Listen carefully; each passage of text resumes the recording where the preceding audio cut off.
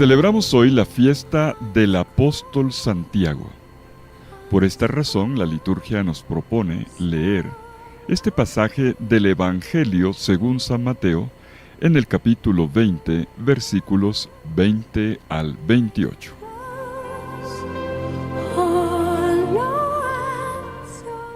En aquel tiempo se acercó a Jesús la madre de los Zebedeos con sus hijos, y se postró para hacerle una petición. Él le preguntó: ¿qué deseas? Ella contestó: ordena que estos dos hijos míos se sienten en tu reino, uno a tu derecha y el otro a tu izquierda. Pero Jesús replicó: no sabéis lo que pedís. ¿Sois capaces de beber el cáliz que yo he de beber? Contestaron: lo somos.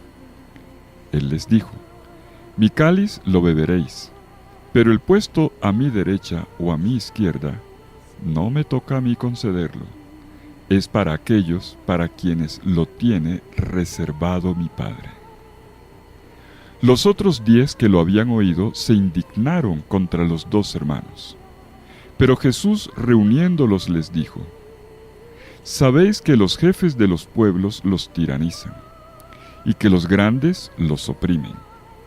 No será así entre vosotros. El que quiera ser grande entre vosotros, que sea vuestro servidor, y el que quiera ser primero entre vosotros, que sea vuestro esclavo. Igual que el Hijo del Hombre no ha venido para que le sirvan, sino para servir y dar su vida en rescate por muchos. Palabra del Señor. Gloria a ti, Señor Jesús.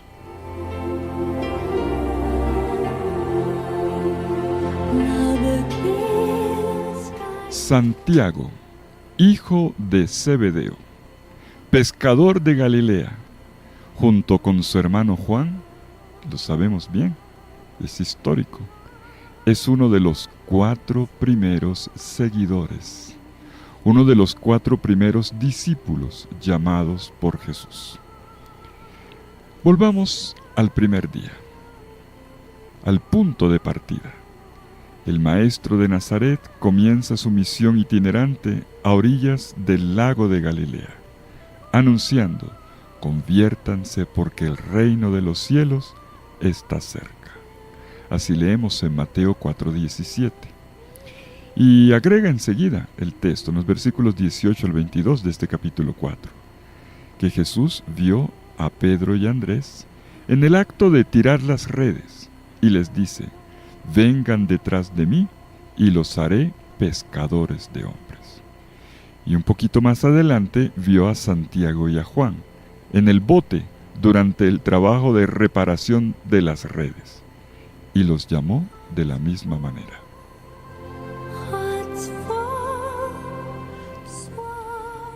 La iniciativa provino de Jesús, que los vio, los eligió y los llamó para estar junto con él y compartir su misión. Y la respuesta de estos primeros discípulos, que eran pescadores, fue inmediata, es más, positiva. Lo hicieron sin dudarlo, sin poner condiciones ni manifestar ningún tipo de reservas, como si fuera lo más natural de este mundo.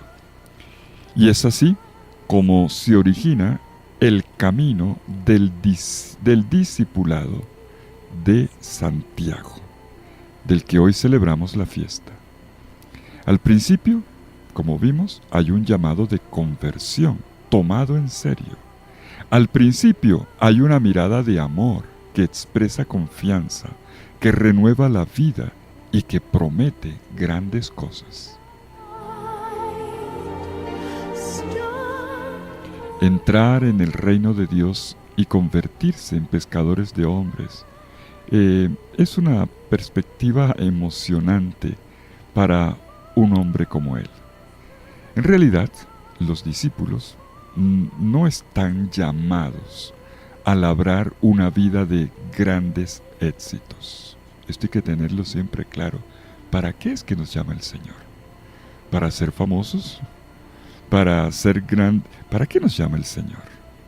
El Señor llama nada más que para estar con Él, para compartir su estilo de vida y a partir de ahí prolongar su misión.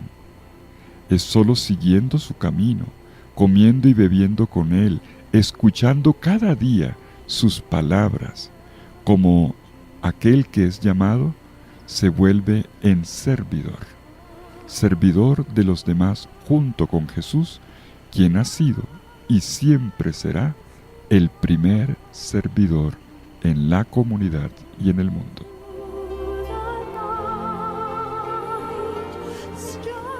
Y esto es importante recordarlo en un día como hoy, celebrando la fiesta del apóstol que fue educado en este camino del Señor.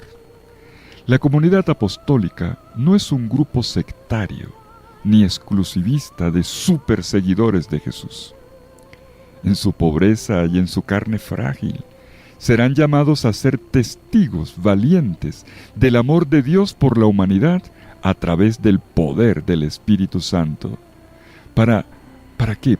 Para anunciar el fin de un mundo viejo, caduco, y la irrupción, por el contrario, de un mundo nuevo, un mundo como Dios lo diseñó y como Jesús lo inauguró.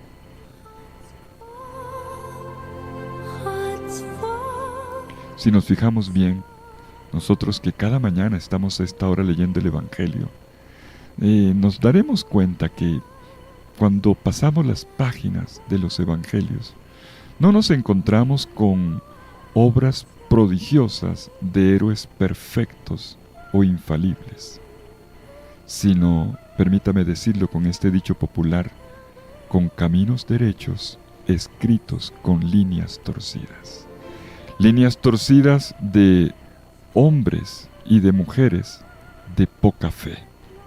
Gente temerosa y dudosa. Gente que cae y que resucita. Gente que comparte todo con su maestro, incluso sufriendo. Y gente que mientras camina en este mundo, nunca termina de llegar a la meta. Es gente que camina en una misma dirección. La dirección de la gloria. Eso es, la gloria está en el horizonte. Pero el Maestro dejó claro que a esa gloria solo se llega por medio de la cruz.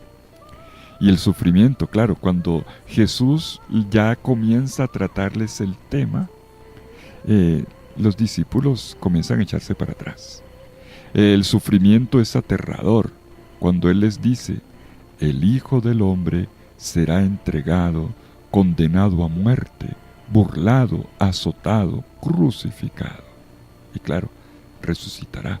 Pero miren todo lo que dijo antes. Y toda la comunidad reunida en torno al Maestro hace su mejor esfuerzo por comprender. Recordemos lo que decíamos estos días sobre el comprender. Por comprender el significado de estas palabras. Y en medio de este grupo hay dos que marcan diferencia, como siempre. Santiago y Juan no solo mastican las tremendas palabras sobre la cruz, sino que, además, se rebelan contra la propuesta. Se ponen en contra de esta lógica del Maestro Jesús.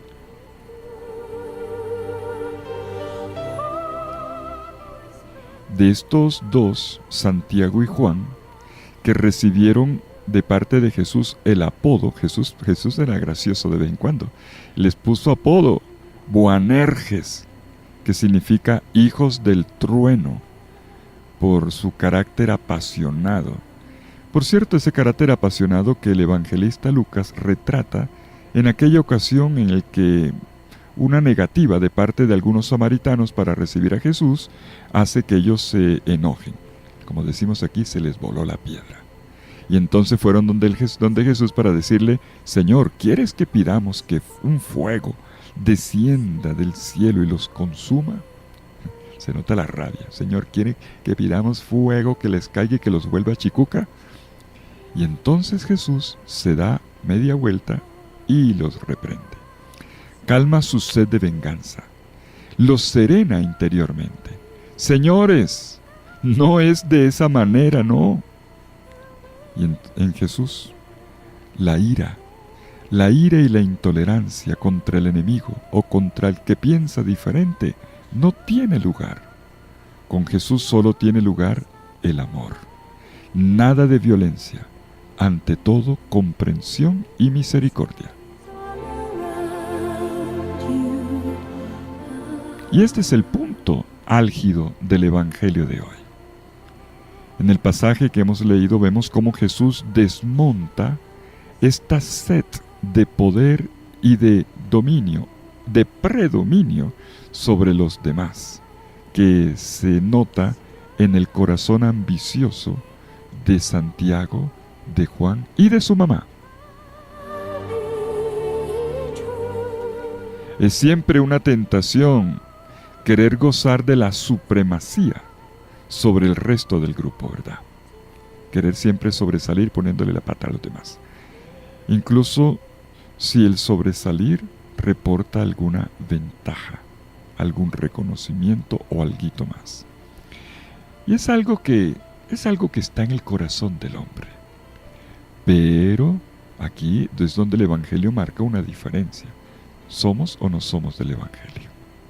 Es verdad que eso todos lo llevamos por dentro, pero ese no es el camino.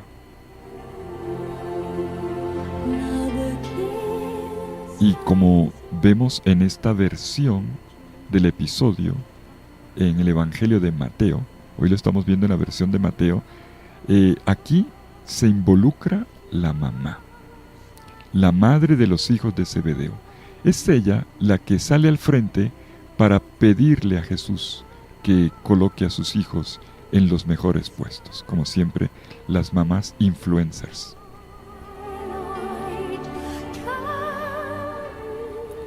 También una mamá, quien por amor sueña lo mejor para cada uno de sus hijos, puede confundir proyectos de vida con sueños de gloria mundana. Haz que mis hijos se sienten uno a la derecha y el otro a tu izquierda en tu reino. Vaya petición.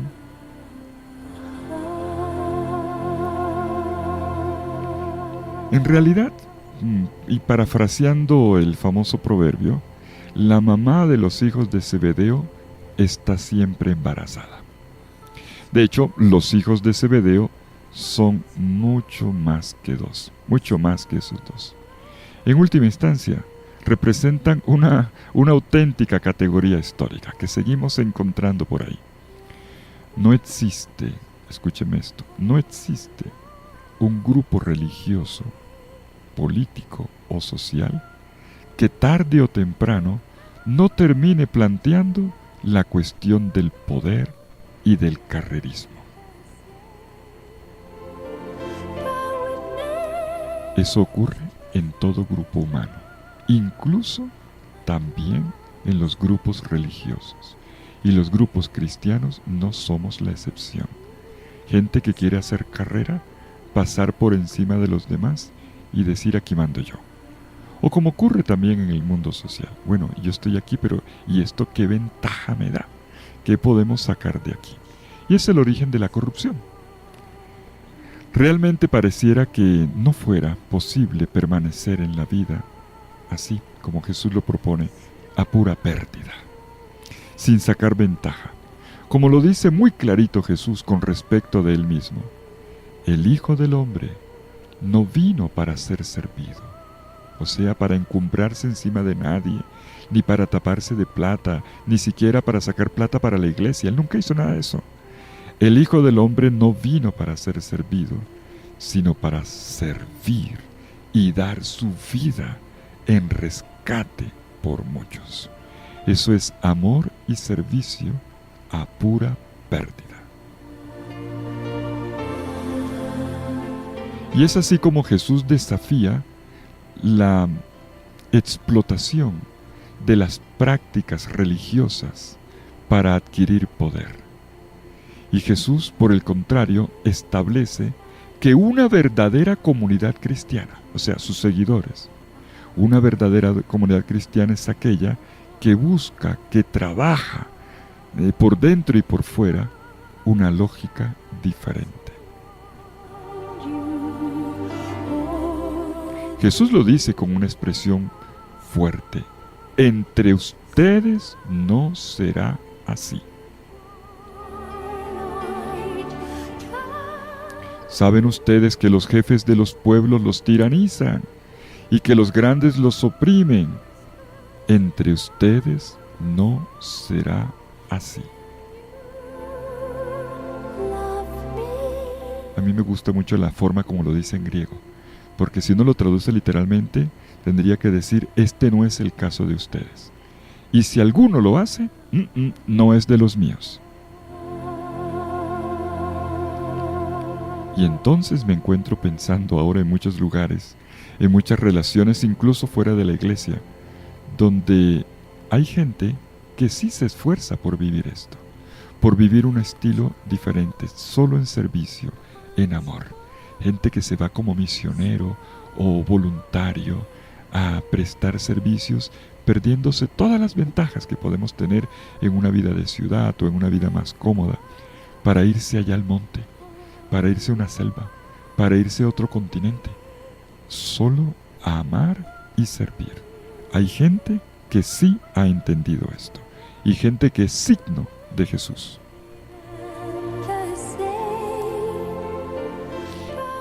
Pero también, y no nos digamos mentiras, hay gente que no está con esa actitud. Y por eso hoy habría que subrayar esta frase del Evangelio. La que Jesús le dice a la mamá: señora, usted no sabe lo que está preguntando, no sabe lo que está pidiendo, cuando pidió cargos.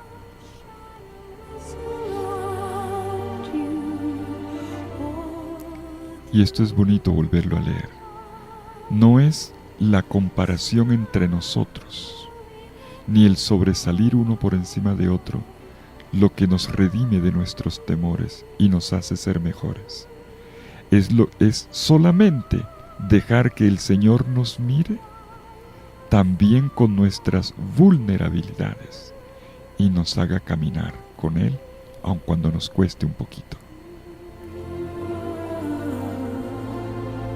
San Francisco de Asís acostumbraba a repetir esta frase: un hombre vale lo que vale ante Dios. Y esta es nuestra verdadera valía. Cada uno de nosotros ante Dios vale la entrega del Hijo de Dios, a pesar de nuestra desnudez. Él, el Señor y el Maestro, eligió estar en medio de sus discípulos, siguiendo una lógica de comportamiento completamente diferente. ¿Cuál fue? La del servicio. El servicio es el verdadero antipoder.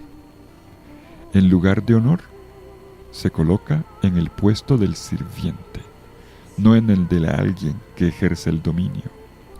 Es sólo al revertir nuestra manera de posicionarnos frente al otro, es como el Evangelio que proclamamos gana credibilidad.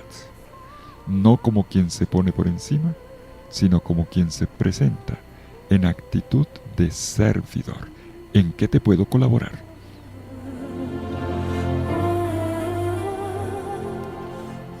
Esta es una frase que se convirtió en lema del padre Rafael García Herreros. Perdóneme que lo recuerde, pero para él era muy importante. Él recordaba mucho esto del servicio, pero mucho.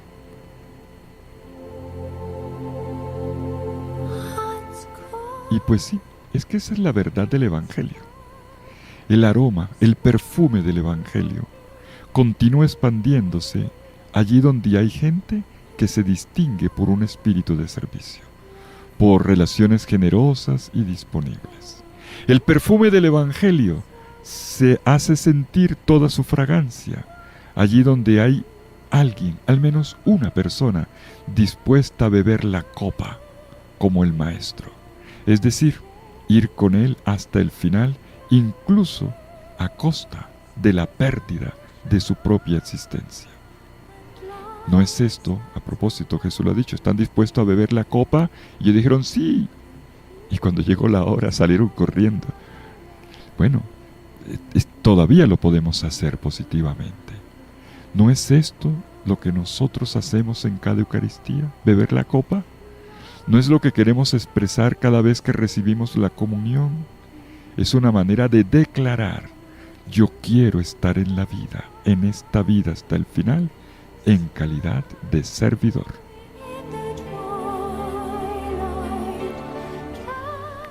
El aroma del Evangelio, el perfume del Evangelio se expande allí donde hay alguien que vive como verdadero bautizado. Jesús utilizó la palabra bautismo hoy en el Evangelio. Están dispuestos a ser la copa y luego el bautizado es en el bautismo, que yo voy a ser bautizado. Bautismo en griego significa inmersión. Por lo tanto, hay Evangelio donde hay personas sumergidas, completamente inmersas en la vida, sirviendo, llevando sobre sus hombros la carga de sufrimiento y de muerte de los demás. ¿Y no es esto, pregunto, lo que queremos expresar cuando pedimos el bautismo de nuestros hijos? El bautismo no es un acto social. El bautismo es otra cosa. Es una manera de declarar un proyecto de vida, claro, siendo sumergidos en la vida de la gracia, por supuesto, en la vida trinitaria. Pero es un proyecto de vida. Vivir en la vida no eligiendo posiciones de privilegio o excepciones, sino de servicio.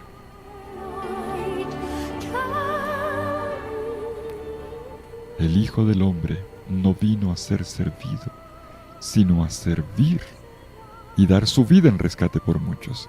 Ese es el programa de vida bautismal y eucarístico. Y por eso podemos decir todavía más que el perfume del Evangelio se expande allí donde no repetimos ritos vacíos. Nada de bautismos simplemente por costumbre social. Nada de Eucaristías simplemente porque es un deber social para acompañar en un funeral o a una persona que... Nada de eso. Nada de ritos vacíos, sino sacramentos que nos cambian la vida, que ponen dentro de nosotros actitudes que prolongan la presencia del Señor Jesús en medio del mundo. Y entonces vivimos agradecidos no por los premios que recibimos, sino solamente porque nos atrevemos proféticamente a romper con el perverso juego de la competición.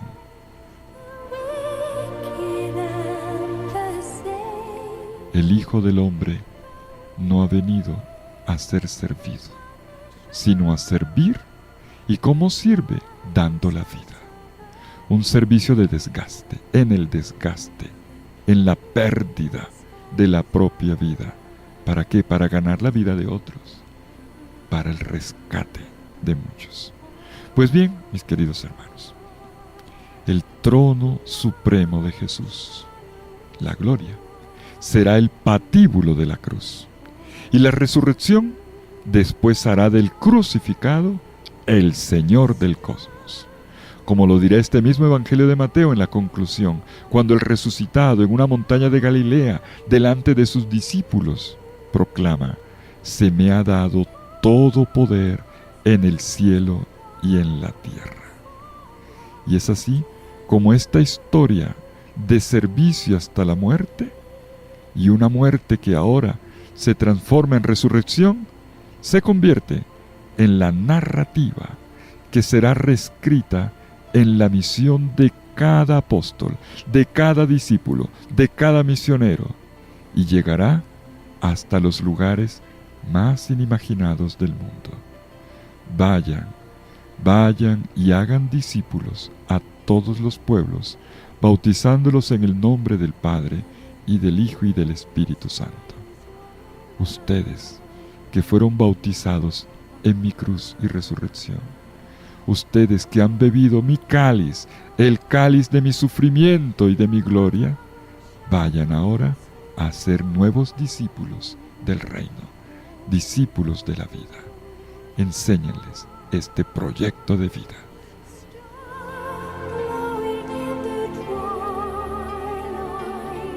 Y es bonito que en el Evangelio de hoy los discípulos le habían dicho ya sí al Señor. Después se estrellaron, pero le habían dicho ya el sí. ¿Están dispuestos? Sí.